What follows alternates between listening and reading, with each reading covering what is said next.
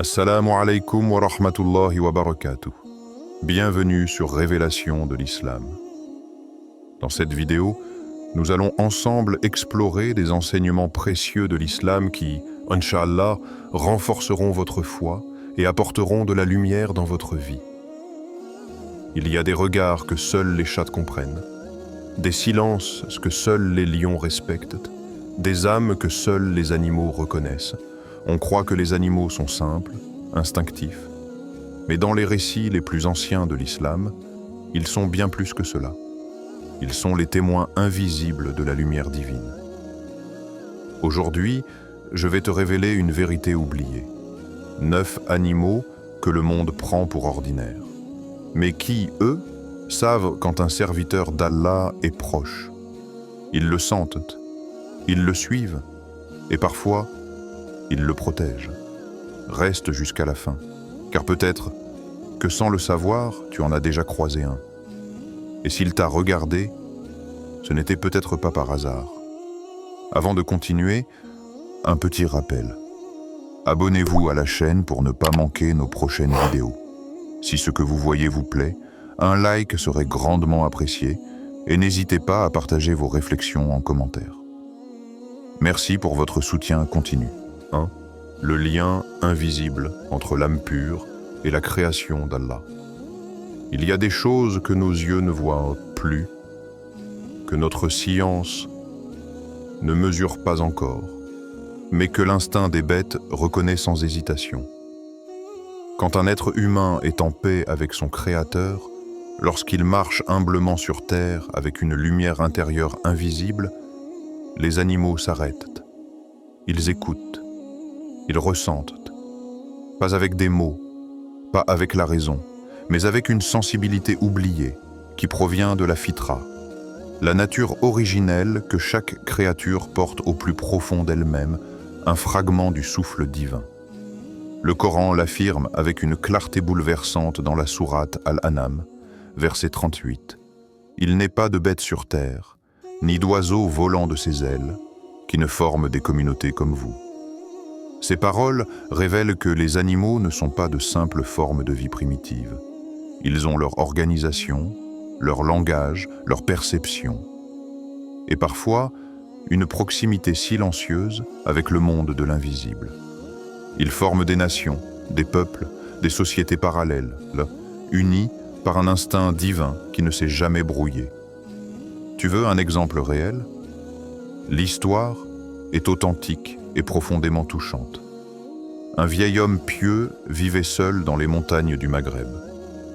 Chaque jour, un loup s'approchait de sa demeure sans hostilité. Il restait à distance, silencieux, puis il repartait. Un jour, le vieil homme meurt.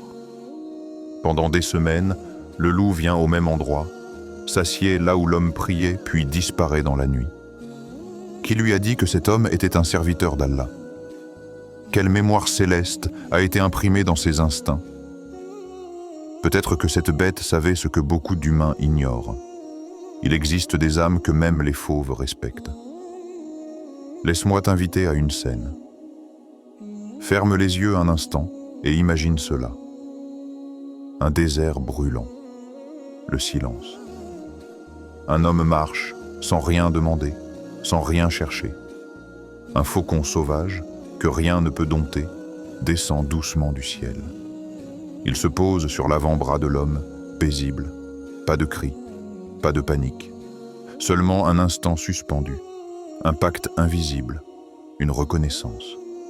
Ce n'est pas un conte, ce sont des signes pour ceux qui réfléchissent. Même dans le monde scientifique, certains chercheurs admettent que les animaux possèdent des capteurs subtils qui échappent à notre compréhension. Des chiens détectent les émotions humaines, des éléphants pleurent en la mort de leurs semblables, des oiseaux s'orientent avec le champ magnétique terrestre. Alors pourquoi ne sentirait-il pas la pureté d'une âme? Les saints et les sages d'Allah, depuis les temps anciens, ont souvent été accompagnés d'animaux. Pas en tant que maîtres ou dresseurs, non, mais comme frères dans la création. Certains chats ne quittent pas les lieux de prière. Des chiens veillent sur les tombes des justes. Des oiseaux se posent sur les minarets comme pour écouter la parole sacrée. Et toi, spectateur, dis-moi, as-tu déjà vu un animal s'approcher de toi sans peur, te regarder sans agitation, comme s'il lisait à l'intérieur de ton être?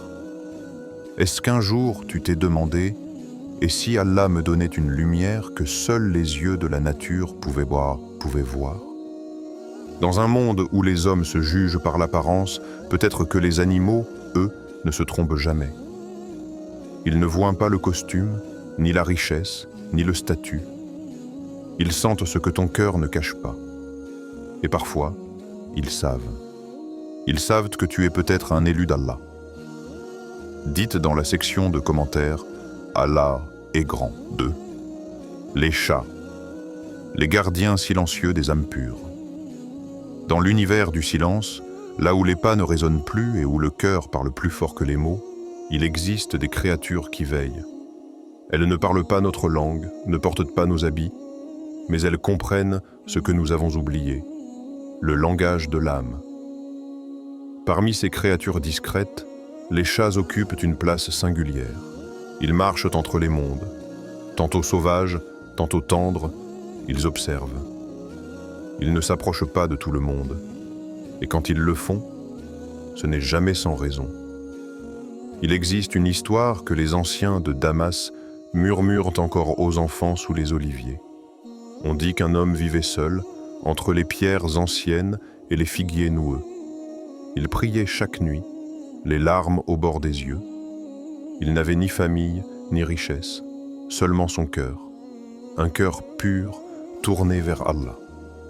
Et chaque soir, à l'heure du silence, 9 chats apparaissaient, toujours les mêmes. Ils ne miaulaient pas, ne cherchaient pas de nourriture. Ils venaient, s'asseyaient, regardaient cet homme prier, puis repartaient à l'aube. Les gens le prenaient pour un fou. Mais les chats, eux, voyaient. Ils voyaient cette lumière que seul Allah peut accorder. Une lumière invisible aux hommes, mais évidente pour les créatures du silence. Cette sensibilité n'est pas une fable. Elle est enracinée dans la tradition du prophète Muhammad lui-même. Il avait un chat qu'il aimait profondément, Mu'edza. Un jour, alors que l'animal dormait sur sa manche, le prophète coupa doucement le tissu pour ne pas le réveiller. Quel homme ferait cela? Quel cœur peut aimer si profondément une créature, au point de s'enlever un morceau de confort, juste pour ne pas troubler sa paix?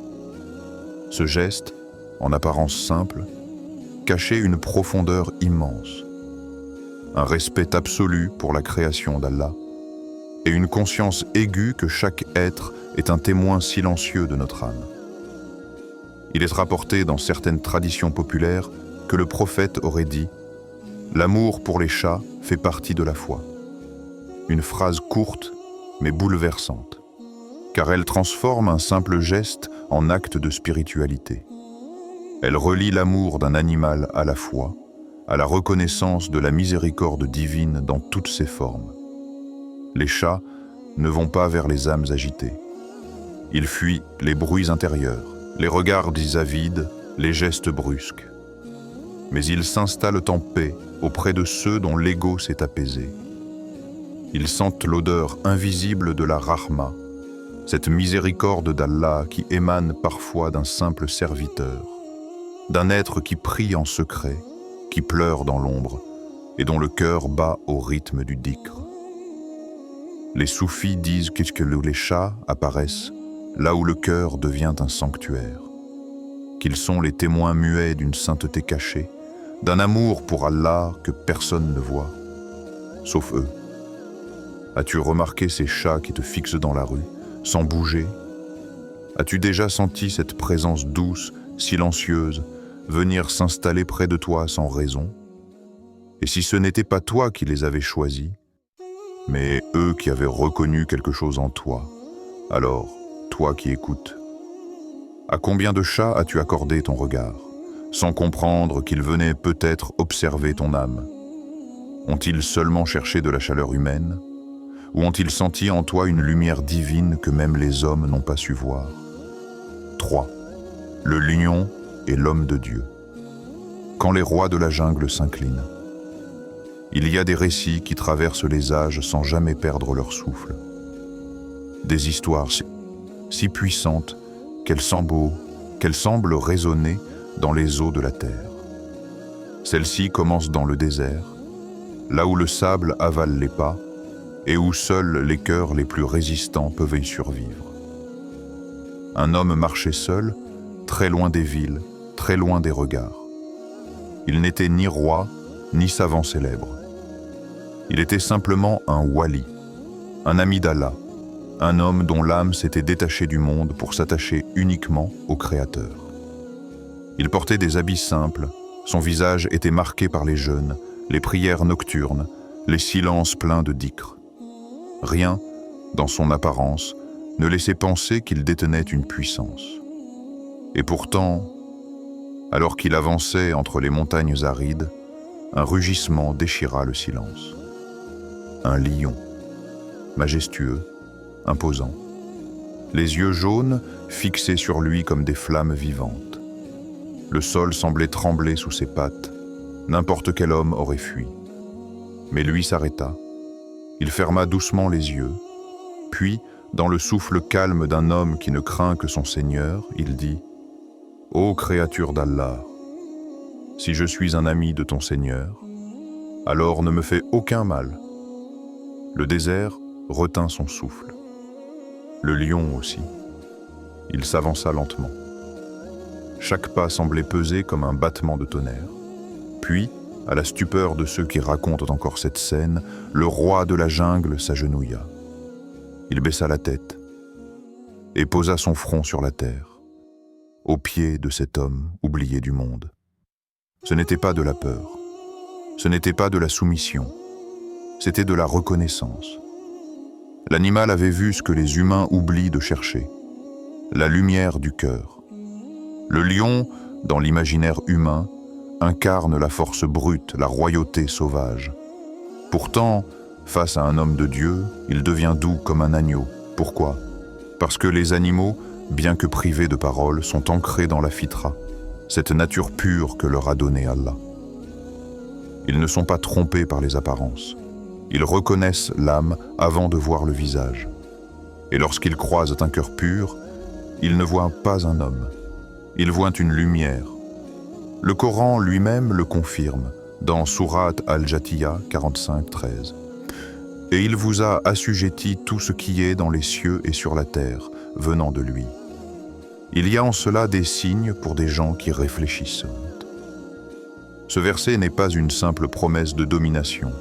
Il est une invitation à la réflexion. Car ce pouvoir sur la création n'est pas une autorité brutale, mais une harmonie divine, réservée à ceux dont le cœur est en paix avec leur Seigneur. Les grands saints, dans l'histoire de l'islam, n'ont jamais levé la voix pour se faire respecter. Ils n'ont jamais frappé la terre du pied pour s'imposer. Et pourtant, les animaux, les enfants, même les vents semblaient s'incliner devant eux. Pourquoi? Parce qu'Allah a inscrit dans la nature une capacité de reconnaître ses serviteurs sincères. Dans les récits d'Afrique, de Perse ou de l'Inde musulmane, les histoires abondent de lions qui veillent, de tigres qui accompagnent les pieux dans les forêts, d'animaux sauvages qui deviennent des compagnons de solitude pour les adorateurs cachés. Ce ne sont pas des contes à dormir debout, ce sont des vérités pour éveiller l'âme. Alors, à toi qui écoutes cette histoire, tu vis peut-être dans un monde où la force se mesure à la richesse, au pouvoir, au bruit. Mais souviens-toi, le lion, roi parmi les bêtes, s'incline devant celui que personne ne connaît, mais que le ciel tout entier respecte.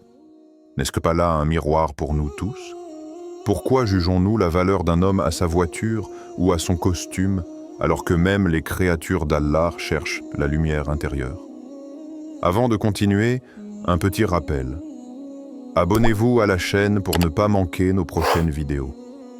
Si ce que vous voyez vous plaît, un like serait grandement apprécié et n'hésitez pas à partager vos réflexions en commentaire. Merci pour votre soutien continu. 4. Les animaux qui protègent les élus sans que personne ne les voie.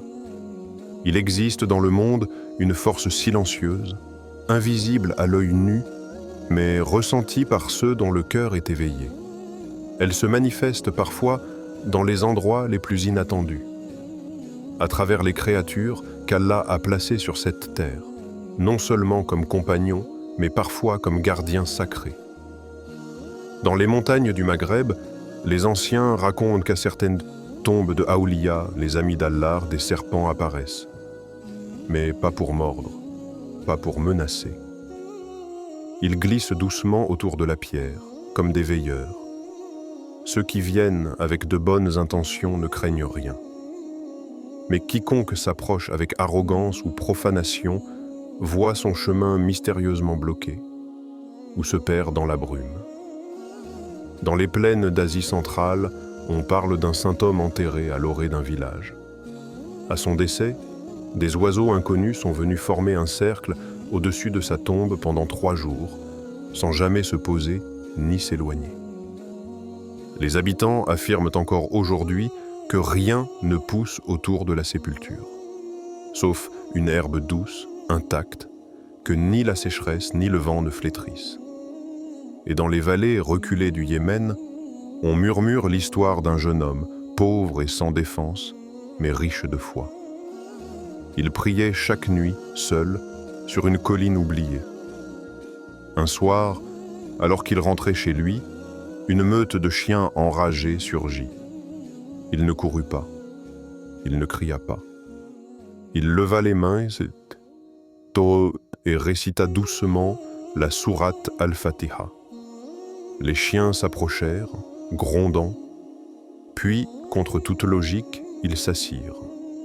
Leurs aboiements devinrent gémissements, et certains disent qu'ils pleuraient. Ce ne sont pas des histoires pour enfants. Ce sont des récits transmis dans les veillées, protégés par les sages, partagés par ceux qui vivent loin du tumulte moderne, mais tout près du mystère. Le Coran nous le rappelle dans Sourate An-Nahl, 16-68-69.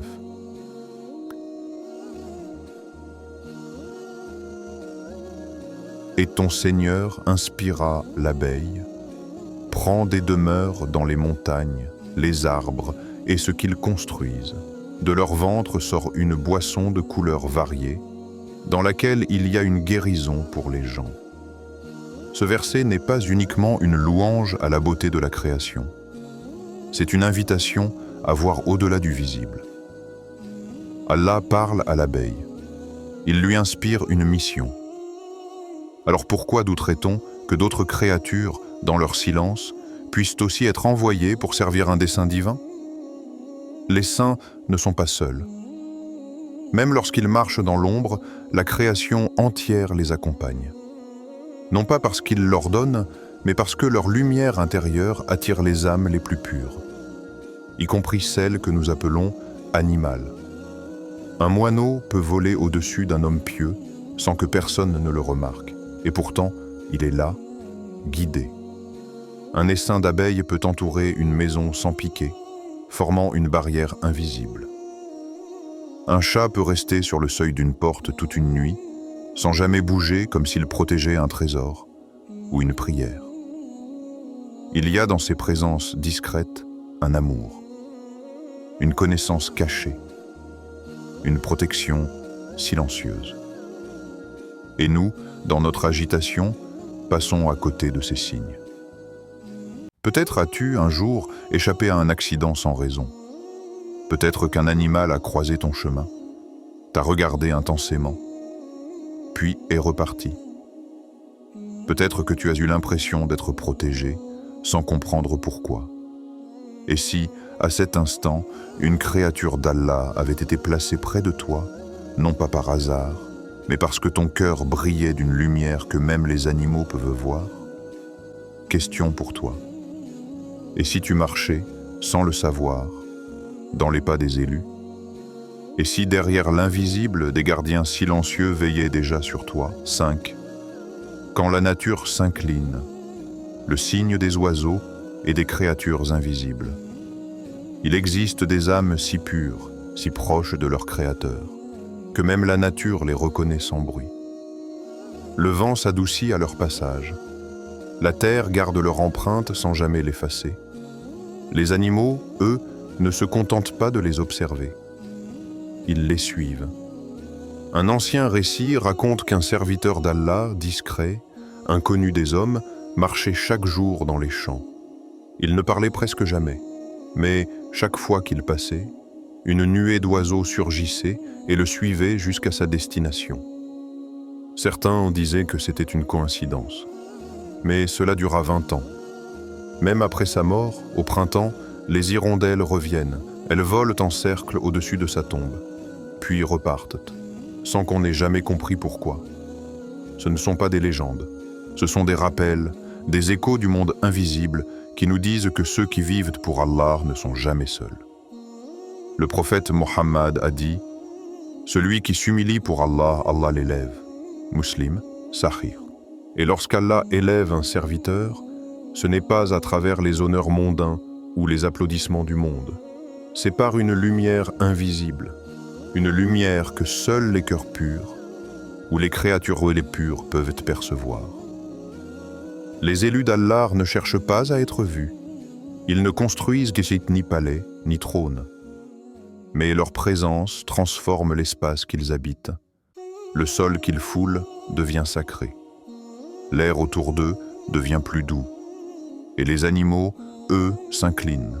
Ce n'est pas une soumission physique. C'est un respect spirituel.